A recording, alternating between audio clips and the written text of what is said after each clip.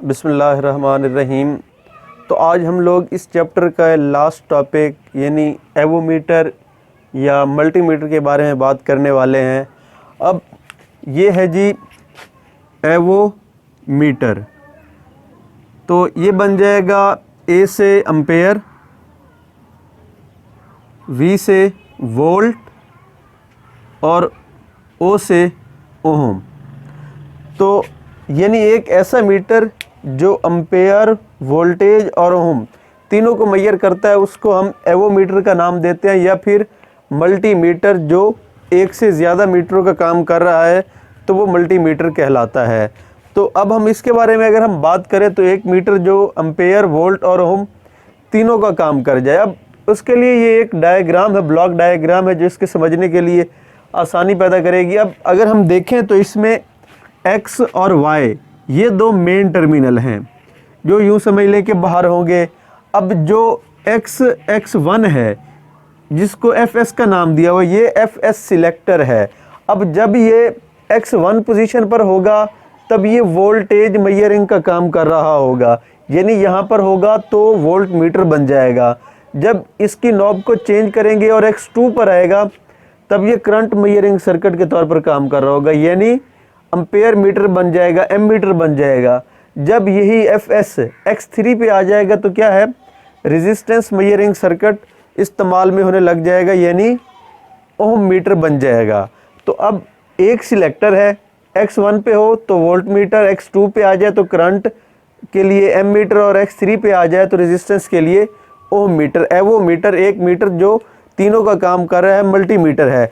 अब ये x और y इसके मेन सिलेक्टर और ये उसका हो गया fs सिलेक्टर बन गया।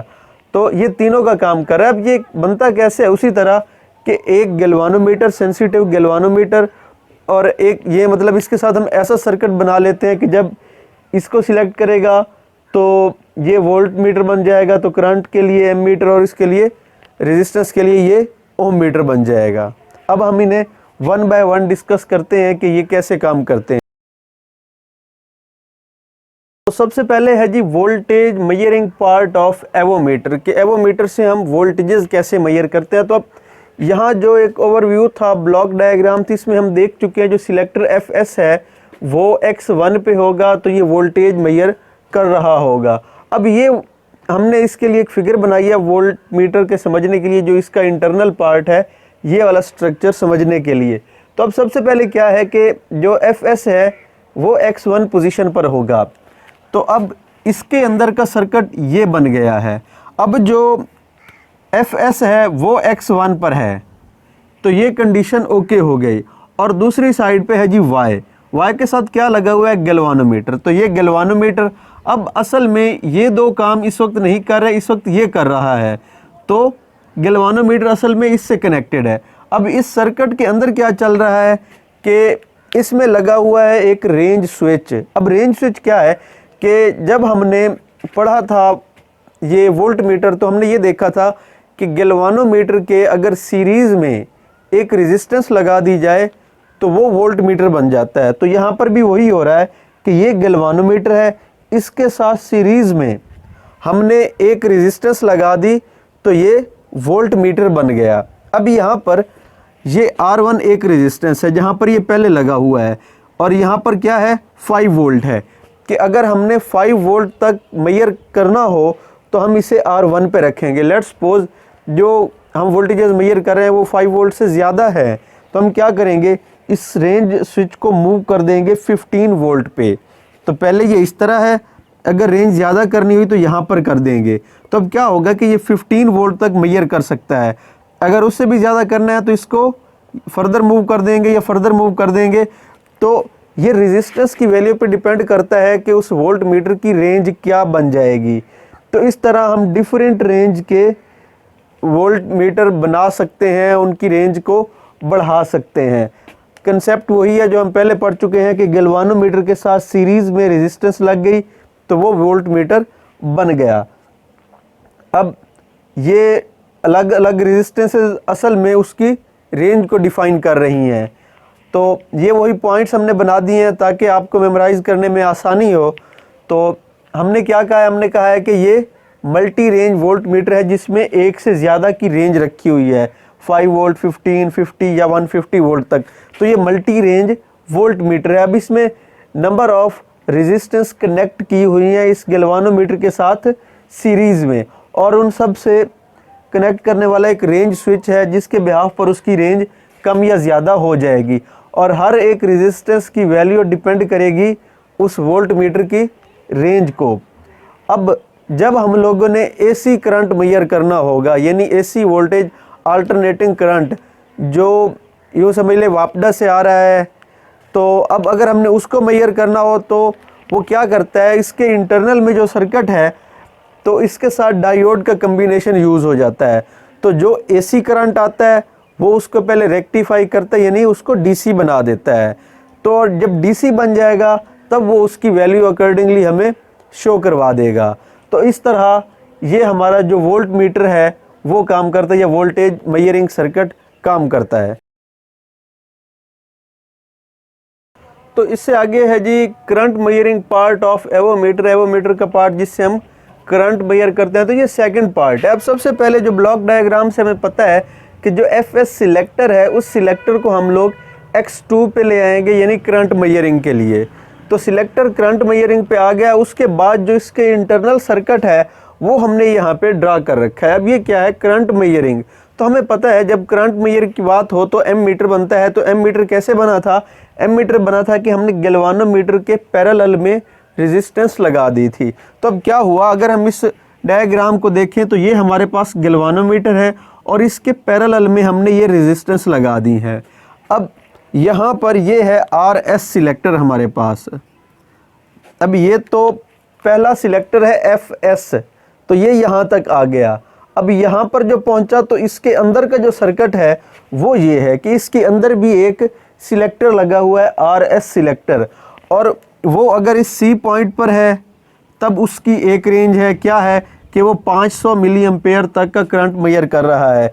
अगर यही सिलेक्टर मूव हो जाए B पॉइंट पर तो 50 मिली तक का करंट मेजर कर सकता है, और यही सिलेक्टर अगर A पॉइंट पे आ गया है तो वो सिर्फ 5 मिली एम्पेयर का करंट मेजर कर सकता है। यहाँ का जो सिलेक्टर RS है वो उसकी रेंज को वेरी कर रहा है, और ये हर रेजिस्टेंस उसी तरह उसकी रेंज वेरी कर रही है। तो ये हमारे पास करंट मेजरिंग पार्ट है एवोमीटर का, कि ये मल्टी रेंज एमीटर है, ज़्यादा रेंज है, और एक से ज़्यादा जो लो रेजिस्टेंस है वो गैल्वानोमीटर के साथ पैरेलल में कनेक्टेड है, और हर रेजिस्टेंस की वैल्यू उसकी एक स्पेसिफिक रेंज डिफाइन कर रही है, और RS इसमें सिलेक्टर का काम कर रहा है। तो ये हिस्सा भी कंप्लीट हुआ। अब आते हैं थर्ड पार्ट की तरफ। तो उससे आगे है जी resistance measuring part of avometer, कि हम एवोमीटर से रेजिस्टेंस कैसे मेजर करते हैं। अब उसके लिए ये सर्किट बना हुआ है। तो फर्स्ट ब्लॉक डायग्राम से जो FS सिलेक्टर है इसको हम ले आएंगे X3 पॉइंट पर। X3 पॉइंट पर ये आ गया, तो इसका मतलब अब ये रेजिस्टेंस मेजरिंग सर्किट इसके साथ कनेक्ट हो गया। अब वो सर्किट क्या है कि वो हमें पता है कि जब भी ये हम गैल्वानोमीटर से इसको ओम मीटर बनाते हैं तो असल में हम गैल्वानोमीटर के सीरीज़ में एक वेरिएबल रेजिस्टेंस और उसके सीरीज़ में एक बैटरी लगा देते हैं। तो ये सर्किट बिल्कुल इसके अंदर वैसे ही है कि ये एक गैल्वानोमीटर है, उसके साथ एक वेरिएबल रेजिस्टेंस और उसके साथ एक बैटरी लगी हुई है। अब क्या होगा कि जब भी हम लोगों ने इस ओम मीटर से कोई भी मतलब अननोन रेजिस्टेंस फाइंड करने लगेंगे तो सबसे पहले इसके जो टर्मिनल्स हैं उनको शॉर्ट करेंगे, और उनको शॉर्ट करने के बाद जो गैल्वानोमीटर है इस पर हम RS को इस तरह एडजस्ट करेंगे कि गैल्वानोमीटर की जो सुई है, नीडल है, वो फुल स्केल डिफ्लेक्शन दे जाए। जिस वैल्यू पर RS की जिस वैल्यू पर ये फुल स्केल डिफ्लेक्शन दे रही होगी हम RS की वही वैल्यू सिलेक्ट कर लेंगे, क्योंकि RS वेरिएबल है तो हम वो वैल्यू सिलेक्ट करेंगे जिस पर ये फुल स्केल डिफ्लेक्शन दे रही होगी। जब फुल स्केल डिफ्लेक्शन दे रही है तो उसके बाद हम इसके साथ वो रेजिस्टेंस कनेक्ट करेंगे जो हमने मेजर करनी है, तो ये उसकी एग्जैक्ट वैल्यू हमें देगा। यही चीज़ें हमने पॉइंट्स बनाकर लिख दिए हैं कि मल्टी रेंज ओम मीटर है, अब इसकी रेंज वेरी हो रही है तो वो इस वेरिएबल रेजिस्टेंस से वेरी हो रही है। और क्या क्या लगा हुआ है, एक बैटरी, वेरिएबल और गैल्वानोमीटर, ये तीनों चीज़ें सीरीज़ में लगी हुई हैं। जब इसे मेजर करना हो तो सबसे पहले उसको 0 पे ले आते हैं। कैसे कि उसके टर्मिनल्स को शॉर्ट कर दिया, तो शॉर्ट करने के बाद हम RS जो वेरिएबल रेजिस्टेंस है उसको इस तरह एडजस्ट करते हैं कि वो फुल स्केल डिफ्लेक्शन दे जाए। तो इस तरह ये इसके तीनों पार्ट, एवोमीटर के तीनों पार्ट कंप्लीट हुए। अब एवोमीटर में हमने देखा कि जो नीडल है उसके डिफ्लेक्शन से हम वैल्यूज़ देख रहे हैं। अब इससे आगे अब नया दौर जो आ चुका है उसमें हमारे पास DMM है, यानी डिजिटल मल्टीमीटर। अब उसमें क्या है कि अब ये था कन्वेंशन मेथड, हम इसे कह सकते हैं कि जिसमें नीडल मूव कर रही है। तो अब जब भी हम वैल्यूज़ ऐसे मीटर पर देखते हैं जिस पर नीडल है तो उसमें ह्यूमन एरर हो सकता है कि हमने लेट्स सपोज अगर मीटर है तो उसको एकदम से एग्जैक्ट सामने देखते हैं, या फिर इस साइड से देखते हैं, या फिर ऐसे रख के देखते हैं। जब देखने का एंगल फ़र्क करता है तो उस वक्त जो हम उससे रीडिंग मेजर कर रहे होते हैं, ऑब्जर्व कर रहे होते हैं, उसमें कुछ ना कुछ फ़र्क आ जाता है। तो वो अब हमारे देखने से फ़र्क आ रहा है तो इस वजह से उसे ह्यूमन एरर का नाम देते हैं। तो अब क्या है कि ये जो डिजिटल मल्टीमीटर इसकी एडवांस्ड फॉर्म है उसमें क्या है कि जो वैल्यूज़ हैं उनकी एग्जैक्ट फिगर्स आ जाती हैं। यहाँ तो हम देखेंगे कि स्केल के मुताबिक जो नीडल है वो 5 पॉइंट पे रुकी हुई है।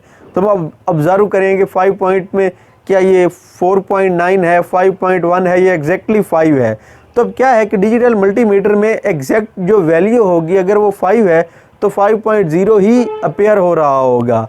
तो अब वो इसकी हम कह सकते हैं कि लेटेस्ट फॉर्म है और ज़्यादा इजी टू यूज़ है और वो ज़्यादा पॉपुलर भी है। उसमें भी इसी तरह सिलेक्टर है वोल्टेज के लिए, करंट के लिए, रेजिस्टेंस के लिए, और उनके जो रिज़ल्ट्स होंगे वो डिजिटलाइज्ड वैल्यू जो है नंबर्स में वो हमें स्क्रीन पे दिखाएगा, जो हम कह सकते हैं वो मीटर की लेटेस्ट फॉर्म है और वही ज़्यादा इस्तेमाल हो रही है। तो इस तरह हमारा ये लास्ट टॉपिक इस चैप्टर का कंप्लीट हुआ और हमारा ये चैप्टर 14 भी आज कंप्लीट हुआ। तो इस पूरे चैप्टर के रिलेटेड अगर कोई बात हो तो आप हमसे कमेंट सेक्शन में कह सकते हैं। बहुत शुक्रिया। अल्लाह हाफ़िज़।